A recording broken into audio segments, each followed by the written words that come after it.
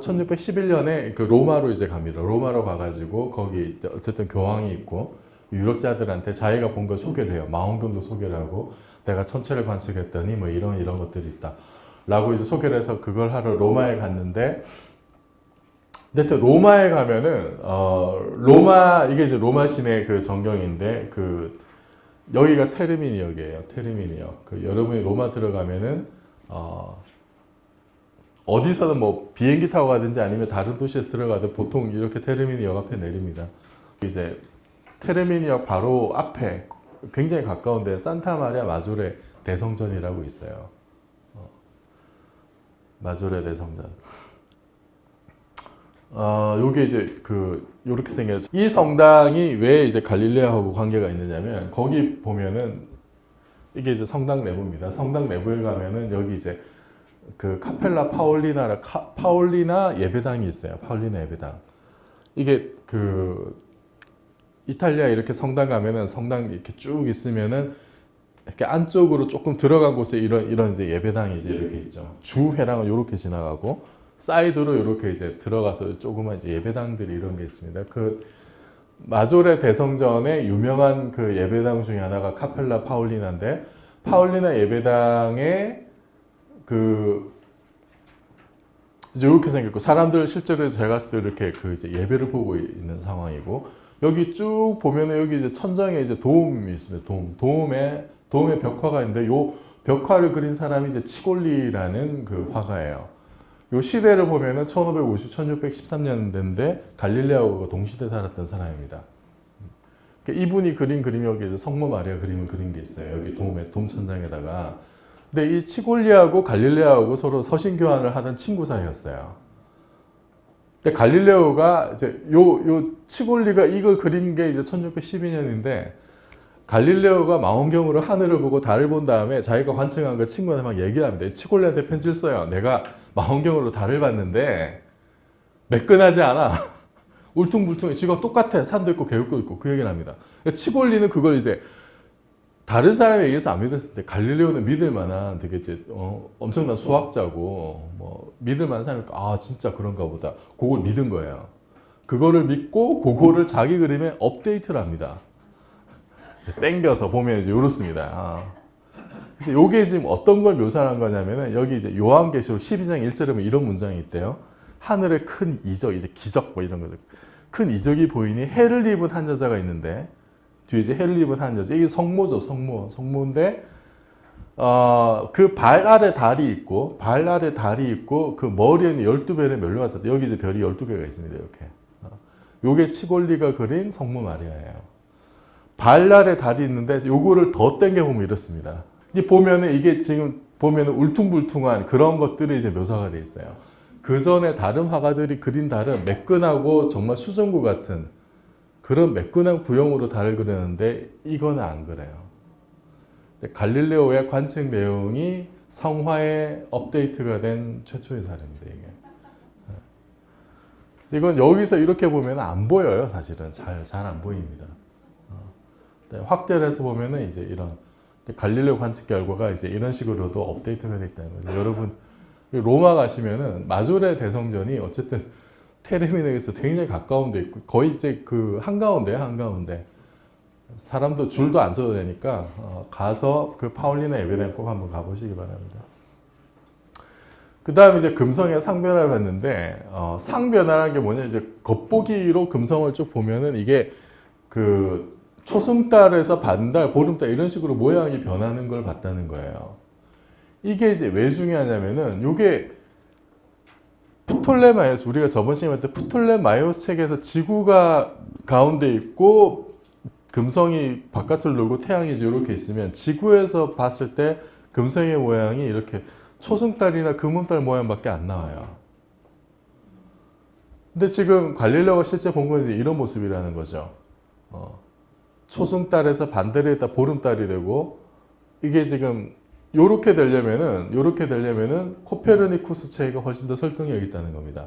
태양이 가운데 있고 금성이 한쪽 돌고 지구가 바깥쪽으로 돌고 있으면은, 그러면은 금성이 지구에 가까이 올 때는 여기 초승달이나 금음달 모양이 생기고, 멀어질수록 뭐 상현하면 비슷한 모양이 되면서 가장 멀었을 때 보름달 모양이 되는 거예요. 제일 작을 때 보름달 모양이고 제일 클 때가 이렇게 초승달 모양이고 이런 모양을 상변화, 달과 같은 상변화를 한다는 거는 이거는 프톨레마이오스 체계보다 코페르니쿠스 체계에 더 가깝다는 거죠. 아니면 예를 들어서 뭐 저번 시간에 우리가 티코 브라헤의 하이브리드 천체관을 봤었죠. 지구가 가운데 있고 달과 태양이 지구 주위를 도는데 다른 행성들은 다 또 태양 주위를 돌아요. 그죠? 그런 체계면은 뭐 이거 이제 비슷한 모양이 나올 수가 있습니다. 그죠? 그런 상황이거나, 그러니까 이거는 아예 이제 좀 아니라는 거지. 그러니까 둘 중에 하나를 고르라면 이게 이제 될 수밖에 없다는 거예요. 그래서 이게 그 태양 중심설의 유력한 증거 중에 하나라고 이제 생각을 할 수가 있는 거죠. 그래서 이제 요게 그 금성 상변화 쪽이 이제 찌은 건데 이제 이런 표현을 합니다. 사랑의 어머니는 신태의 모습을 모방한다. 금성이 달처럼 상변화를 한다는 겁니다. 그리고 그 이제 메디치의 별을 보는데 목성의 주위를 도는 이제 위성 중에 제일 큰 거 4개. 이오, 유로파, 가니메데, 칼리스토. 이렇게 지진이 붙어 있는데 지금 우리가 알기로 목성의 위성이 한 70개 가까이 돼요. 굉장히 많습니다. 70개 가까이 되고 그 대부분이 또 굉장히 작아서 20세기 후반에 발견된 게 상당히 많아요. 요때는 그 갈릴레오가 메디치의 별이라고 이름 붙였는데 우리가 그 행성에 이름 붙이는 거는 그 그리스 로마 신화 신들 이름 붙이죠. 머큐리, 비너스, 마르스, 주피터, 그죠? 이 주피터잖아요. 주피터가 제우스죠. 여기 위성들 이름은 뭐겠어요? 네? 원래는 갈릴레오가 그렇게 붙였는데 메디치의 코시모 그 형제들 이름 붙였는데 지금 이렇게 이오, 유로파, 가니메데, 칼리스토 이름 붙인 거는 요거는 제우스 여자들이에요. 제우스 연인들 이름 이렇게 붙였습니다. 근데 이 그 목성의 위성을 관측한 게 1610년 1월 7일부터 이제 한 2달 동안 관측을 한 거라고 알려져 있는데 그거를 관측한 데가 어디냐면 여기 이제 파도바 시내예요. 파도바 시내 모습인데 여기가 파도바 역입니다. 기차역이 북쪽에 있어요. 도시가 되게 조그맣습니다. 파도바에서 제일 유명한 게 뭐냐면 여기 이제 보면은 안토니 대성당이 있어요. 산타안토니오라고 있어요. 산타안토니오. 바시카의 산타안토니오. 여기 역에서 여기까지 가는데 걸어서 한 20분 정도만 가요. 되게 조그만 도시고 이게 이제 제일 유명한 성당이고 여기 한 가운데쯤에 이제 그 파도바 대학이 있습니다. 파도바 대학이 당시에는 뭐 세계 최고 대학, 지금은 하버드급이에요. 볼로냐 대학, 파도바 대학이 16세기 그때만 하더라도 16세기, 17세기 최고의 대학, 뭐 유럽 최고의 이제 대학이었고 거기 도시에 이렇게 보면은 여기 이제 그 몰리노 다리문이 있어요. 포트라 디 폰테 몰리노라고 있습니다. 여기. 이것도 사실 사람들이 잘 모르는 장소예요. 그 갈릴레오가 실제 살았던 집이 요 근처에 있습니다. 까사디 갈릴레오라고 갈릴레오 머물렀던 집이 이 근처에 있고 여기 가면 이제 그 몰리노 다리문이라고 여기서 망원경으로 목성을 봤다라고 하는 얘기가 있어요. 여기서 갈릴레오가 1610년에 목성의 위성을 봤다라고 하는 건데 그래서 여기도 보면은 그 이쪽 아치 형문의 여기 오른쪽 안쪽에 보면 이런 게 붙어 있습니다. 다케스타 토레 갈릴레오 몰타비아데 치엘리 스벨러. 전혀 무슨 뜻인지 저도 잘 모르는데 번역을 시켜보면 이제 이런 뜻이에요. 이 탑에서 갈릴레오는 천상의 많은 것을 드러냈다. 이렇게 되어 있습니다. 뭐 목성 이런 이야기는 없고 이제 여기서 목성을 본 걸로 이제 추정이 되고 있어 그런 얘기들이 있습니다. 여러분이 이제 혹시 파도바 갈 일 있으면 파도바 사실 이제 그 유명한 프레스코아 되게 유명한 게 있어요. 그거 보러 사람들이 많이 갑니다. 그래서 혹시 베네치아 가는데 숙박이 좀 애매하다 그러면은 파도바의 숙소를 잡고 하루 정도 이렇게 좀 돌아보고 프레스코아도 보고 요것 한번 이렇게 보시고 뭐 베네치아 여행하는 것도 나쁘진 않아요.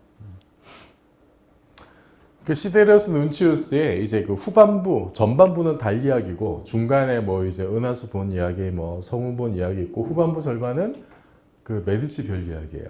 메디치 별 이야기인데 그 책 본문에 보면 이제 이런 식으로 그림들이 많습니다. 여기 이제 동그란 게 목성이고 여기 이제 별 표시한 게 그게 그 자기가 본 위성들이에요. 여기 이제 관측한 날마다 이렇게 3개가 보일 때 여기 이제 4개가 보이는데 여기는 뭐 하나는 되게 희미하고 되게 가까이 있고 몇 도 각도로 뭐 붙어 있고 이런 거 쫙 이렇게 묘사를 해놨어요. 그래서 보니까 대체로 이것들이 이렇게 일직선으로 있고 목성에 대해서 일직선으로 있고 목성에서 크게 벗어나지 않고 그런 걸로 봐서 얘네들이 목성하고 독립된 행성이라기보다도 목성을 따라다니면서 목성 주위를 도는 위성일 거다라고 이제 추론을 한 거죠. 시데레우스 눈치우스 후반부는 다 이제 이런 그림들이 되게 많이 있습니다. 그래서 지금은 이제 여기에 목성의 위성들의 이 4개 위성이 가장 커요. 가장 크고 거기에 이제 그 메디치 형제들 이름이 아니라 이제 그 제우스와 관계된 연인들의 이름이 붙어 있어요. 그래서 이 4개 위성 중에 이제 이오는 너무 가까워가지고 화산 활동이 되게 활발해요. 이게 목성이 땡기는 그 중력이 커가지고 지각이 뜯겨서 화산 활동이 활발하고 그거를 이제 또 그 관측을 하고 갈릴레오하고 목성이 그런 인연이 있기 때문에 나중에 그 목성 탐사선을 보낼 때 이제 그 갈릴레오호가 있습니다. 그래서 요거는 이제 89년 발사해가지고 95년에 목성에 들어간 건데 목성이 이제 궤도배 주위를 이제 도는 거죠. 그거 하면서 이제 탐사선도 내려보내고 뭐 이제 아까 유로파에 뭐 바다가 있을 수도 있다. 그래서 유로파나 가니메데 이런 데는 이제 뭐 생명체가 있지 않을 그 가능성이 이제 좀 높아요. 작동 중지한 다음에 이제 구름 속으로 다이빙 해가지고 이제 자포가는 거예요. 요게 이제 이 탐사선에 지구에서 묻어간 오염 물질이 있을 수 있기 때문에 자포가는 겁니다. 이렇게. 요게 이제 갈릴레오호의 모습이고, 그러니까 목성하고 관계가 있으니까 이름을 이런 식으로, 그러니까 옛날하고 이렇게 다 연결이 돼요. 보면 나사에서 이런 거 보내고 할 때. 다른 것도 마찬가지, 다른 탐사선도 이제 이런 게 되게 이런 식으로 옛날 신화하고 연결한 게 있는데, 예를 들면은 그 최근에 간 목성 탐사선 주노호가 있는데, 요게 이제 2016년에 목성에 극궤도로 들어갑니다. 얘가 이제 행성 내부를 보는데, 이게 목성은 전체 기체잖아요, 기체. 화성까지는 금성, 화성, 지구는 다 암석 돌덩어리인데 얘는 기체예요, 기체. 목성, 토성은. 그래서 이게 이제 대기 성분을 조사를 하는 게 목적인데, 특히 이제 목성 탄생의 비밀. 얘가 조금 더 무거웠으면 별이 될 수 있는 애였어요. 그럼 이제 태양계가 별이 하나가 아니라 별이 2개인 시스템이 될 수도 있었는데 그러지 못했고, 그래서 이 목성 탄생의 비밀을 아는 게 이제 태양계 생성의 비밀하고 좀 관계가 있고, 그다음 얘가 왜 우리 드라마 보면은 출생의 비밀이 제일 궁금하잖아, 그죠? 과학자들도 똑같아요. 출생의 비밀, 태양계 출생의 비밀, 목성 출생의 비밀 이런 게 이제 궁금해. 제일 궁금한데 또 그 출생의 비밀하면 또 이제 뭐가 궁금해? 얘가 누구 자식이냐? 그 스카이캐슬 지금도 왜 해나가 누구 딸이 이게 중요하죠. 목성이 누구 자식이냐?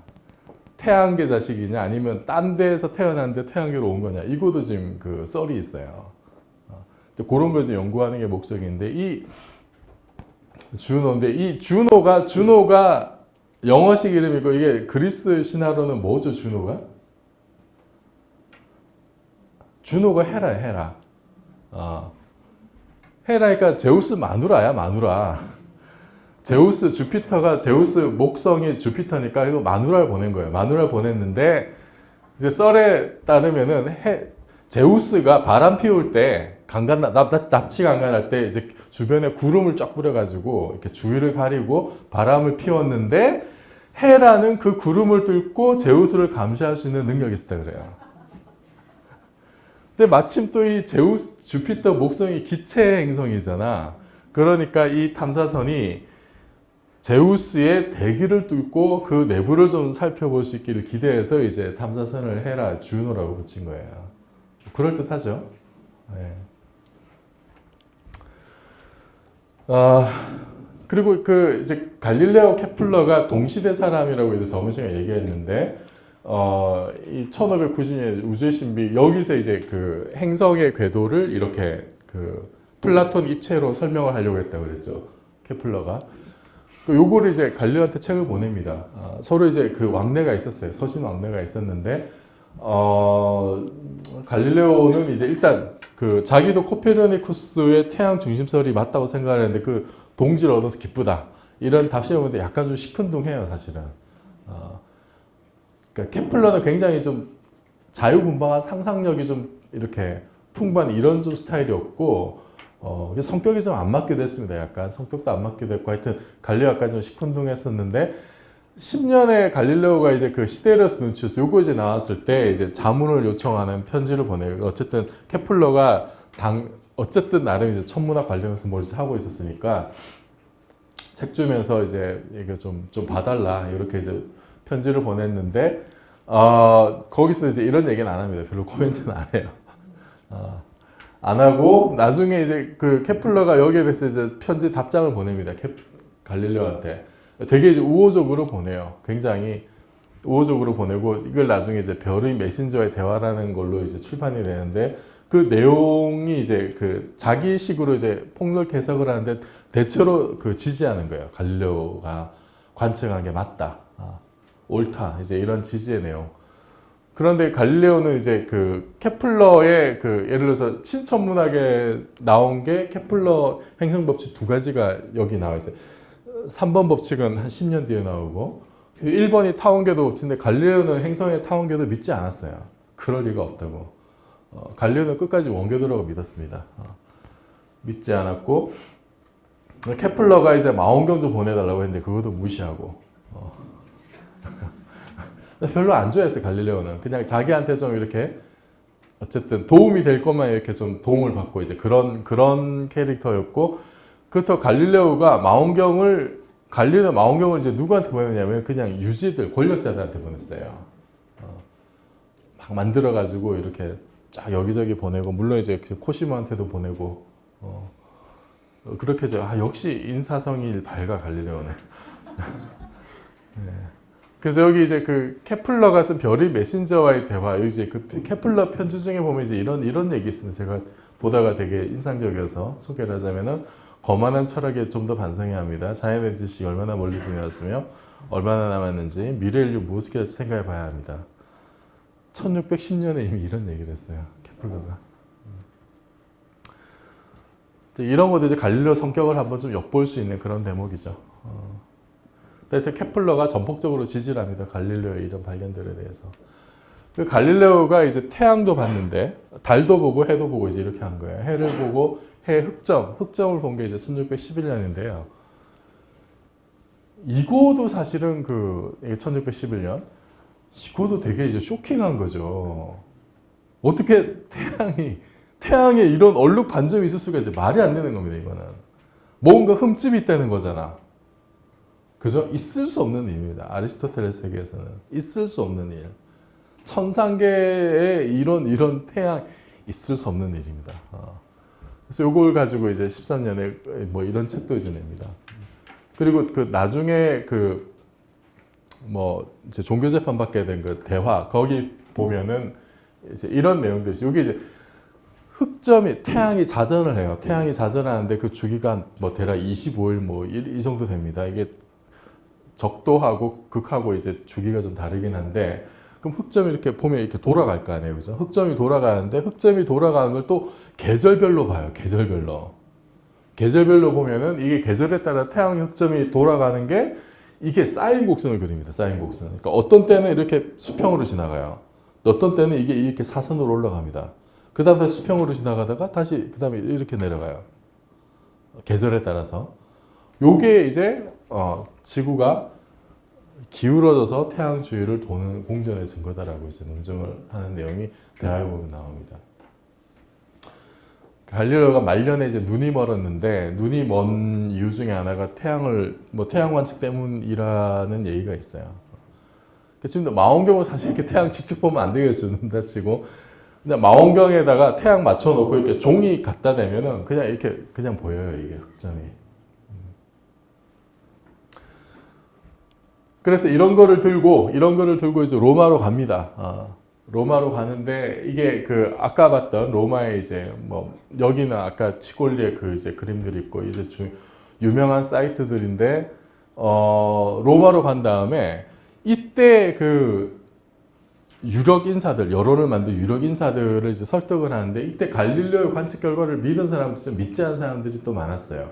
왜 안 믿었냐면은 일단은 아리스토텔레스의 그 관점에서는 이게 뭔가 맨눈으로 뭘 봐야지 무슨 이상한 걸 눈에 끼고 본다? 이거는 좀 이상하다는 거예요. 편견 없이 자연을 관측해야 되는데 뭔가 이렇게 말 그대로 색안경 끼고 이거를 대상을 보면 되겠느냐. 그래서 무슨 기구를 가지고 자연을 본다는 것 자체에 대한 거부감이 있었어요. 그럼 네가 만든 망원경이 그 뒤에 있는 대상을 정확하게 보여준다는 걸 어떻게 보장하냐? 네가 지금 태양에 얼룩 무늬가 있다는데 너의 렌즈에 문제가 있는 거 아니야? 이런 문제 제기할 수 있죠. 이런 문제 제기할 수 있습니다. 그래서 갈릴레오가 그거를 불식시키기 위해서 여러 가지 퍼포먼스를 해요. 그래서 그 퍼포먼스 중에 하나가 뭐냐, 이제 로마에 갔을 때 이게 그 이제 로마의 첫 번째 간 거는 그 일자리 구하러 가고, 여기 이제 본격적으로 그 과학 활동 때문에 이제 가는 건데, 망원경 들고 와가지고 자기가 관측한 거, 뭐 이런 거 시대를 눈치수 내용도 쭉 이제 얘기를 하는데, 가장 일단 불식시켜야 될 게 이 망원경이라는 새로운 기구가 멀리 있는 거를 정말 제대로 보여주는 거다. 있는 그대로 그냥 확대해서 보여줄 뿐이다라는 걸 확신시킬 필요가 있었겠죠. 그죠? 그래서 이제 어떻게 하냐면 여기 이제 보면은 여기 자니콜로라고 있습니다. 자니콜로. 그 자니콜로 이게 언덕이고 요때 이제 그 이 1611년 저 당시에는 여기 이제 앞쪽이 주변이 뭐 포도밭이었고 사람들 데리고 올라가요. 내가 재밌는 거 보여줄게. 그래서 여기서 이제 어디를 보냐면은 여기서 그 거의 정동쪽에 보면 여기 라테라노 대성당이 있습니다. 이쪽에. 라테라노 대성당이 여기 보면은 상당히 지금 약간 외곽이죠. 외곽입니다. 이게 지금 도심에 좀 떨어져 있어요. 제가 숙소를 여기 마조레 대성당 바로 앞에 잡았는데 여기서 라테라노까지 가는데 조금 걸어가는데 한 20분 정도 걸려요. 뭐 걸어갈 수 있는 거리입니다만은 한여름에 땡볕에 다니기는 좀 네, 하여튼 거리가 조금 있습니다. 이게 약간 이렇게 외곽에 있어요. 외곽에 있는 성당인데 요게 이제 직선 거리로 이게 3.7km 정도 돼요. 갈릴레오가 퍼포먼스 잘했다 그랬잖아요. 사람들 데리고 올라가가지고 망원경으로 라테라노 대성당을 딱 보여줍니다. 요 사람들이 잘 알던 거거든요. 너네들이 평소 보던 거를 여기서 내가 땡겨서 보여줄게. 이렇게 된 거예요. 그러면은 이 기구가 대상을 왜곡 없이 그대로 확대만 해서 보여주는 거구나. 이거 좀 확증할 수 있는 거죠. 그래서 이게 이제 자니콜로에서 바라본 로마의 그 도심 모습입니다. 자니콜로에서 그 이제 썰에 따르면 갈릴레오가 사람들을 이끌고 자니콜로가 올라가 가지고 이 라테라노 성당을 보여줬다라는 얘기가 있습니다. 여기 보면 이제 십자가 모양이고, 요게 이제 라테라노 궁전이 있고, 요게 이제 성당이고. 그래서 요게 그 여기 앞에